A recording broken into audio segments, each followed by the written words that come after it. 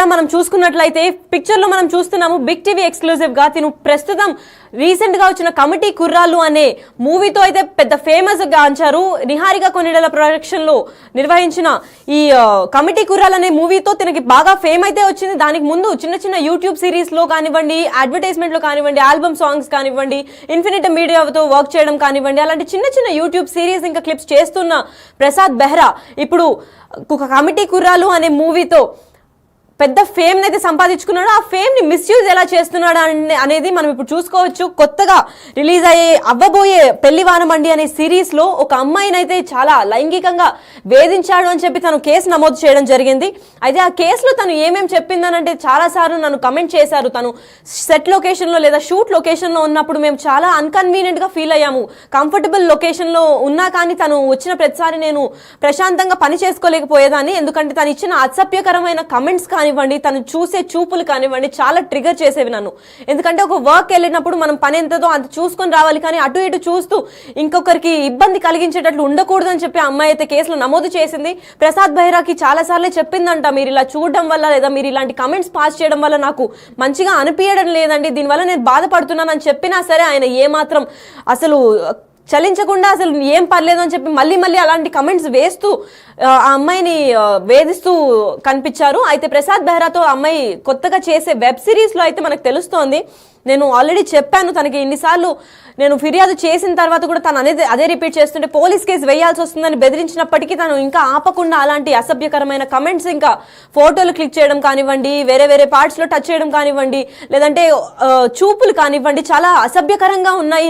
నాకు కంఫర్టబుల్ గా లేదు ప్రసాద్ బెహ్రాతో నటించడం. కాకపోతే ఏదైతే వెబ్ సిరీస్ కాంట్రాక్ట్ సైన్ చేసిందో అది కంప్లీట్ అయ్యేదాకా ఆ యాక్టర్ గా తను కంప్లీట్ చేయాలి కాబట్టి తను చేస్తున్నాను అని చెప్పి ఇంకా భరించలేక తను కేసును అయితే నమోదు చేయడం జరిగింది.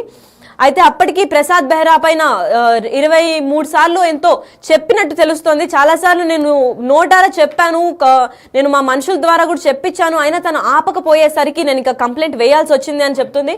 అయితే కంప్లైంట్ వేసిన తర్వాత తన పైన ఏం శిక్ష జరుగుతుంది, అసలు 14 days రిమాండ్ ఎందుకు వచ్చింది, అంతగా ఏం చేశాడు అని దీని గురించి మరింత ఇన్ఫర్మేషన్ ఇవ్వడానికి మా దగ్గర ప్రతినిధి సాగర్ ఉన్నారు. సాగర్ చెప్పండి, అసలు ఎన్నేళ్ళుగా నడుస్తుంది ఈ టార్చర్, అమ్మాయిని ఎందుకు టార్చర్ చేస్తున్నాడు ప్రసాద్ బెహ్రా?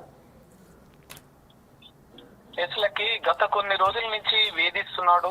అంటే షూటింగ్ సమయంలో పైన అసభ్య పదజాలంతో ప్రైవేట్ పార్ట్స్ మీద కామెంట్ చేస్తూ వేధింపులకు గురి చేస్తున్నాడు అంటూ యూట్యూబర్ ప్రసాద్ బెహ్రా మీద సహనటి బాధితురాలు ఫిర్యాదు చేసింది జూబ్లీహిల్స్ పోలీసులకు. పోలీసులు వెంటనే కేసు నమోదు చేసి రిమాండ్ పంపించారు యూట్యూబర్ ప్రసాద్ బెహ్రా. అయితే ప్రధానంగా వీరిద్దరు కలిసి దాదాపు ఒక సంవత్సరంన్నర నుంచి వీళ్ళిద్దరికి పరిచయం. బాధితురాలికి ప్రసాద్ బెహ్రాకి కలిసి కొన్ని వెబ్ సిరీస్ చేస్తున్నారు. పెళ్లి వారమండి అనే ఒక వెబ్ సిరీస్ చేస్తున్న సందర్భంలోనే వీరికి పరిచయం అయింది. ఆ సిరీస్ అనేది చేస్తున్న సందర్భంలోనే ప్రసాద్ బెహ్రా బాధితురాలిని వేధించాడు. అంటే ఒక అసభ్య పదజాలంతో కామెంట్ చేస్తూ ఆమె ప్రైవేట్ పార్ట్స్ పైన కామెంట్ చేస్తున్నట్లుగా కూడా బాధితురాలు ఫిర్యాదులో పేర్కొంది. దీంతో ఆ సందర్భంలోనే అతన్ని హెచ్చరించింది ప్రసాద్ బెహ్రాని, ఇలా అయితే నేను పని చేయలేని చెప్పి అది మధ్యలోనే ఆపేశారు. సో తర్వాత ప్రసాద్ బెహ్రా క్షమాపణ చెప్పి అనేక మార్లు బాధితురాలని బతలాడిన తర్వాత మెకానిక్ అనే వెబ్ సిరీస్ ను వీరిద్దరు కలిసి స్టార్ట్ చేశారు.